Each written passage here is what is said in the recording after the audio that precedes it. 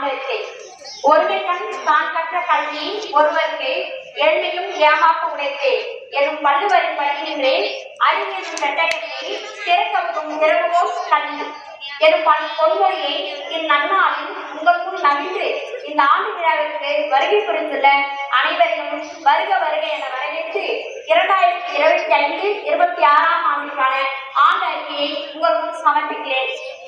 உலகில் 2 புனிதமான இடங்கள் உண்டு. ஒன்று தாயின் கருவறை, மற்றொன்று ஆசிரியரின் வகுப்பறை. தாயின் கருவறையில் ஒருவன் உயிர் பெறுகிறான்.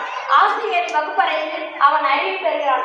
அத்தகைய கல்வியை நாங்கள் எம் கல்வி மாணவர்களுக்கு வழங்கி வருகின்றோம்.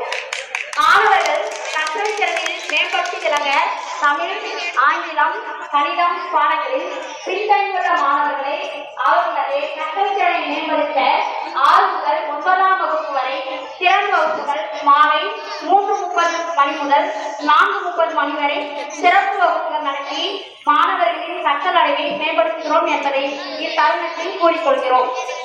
உடலை வளர்த்தேன் உயிர் வளர்த்தேன் எனும் திருமூலர் பொன்வரிகளுக்கேற்ப ஆரோக்கியமான உடலில்தான் நல்ல ஆரோக்கியமான உள்ளம் இருக்கும்.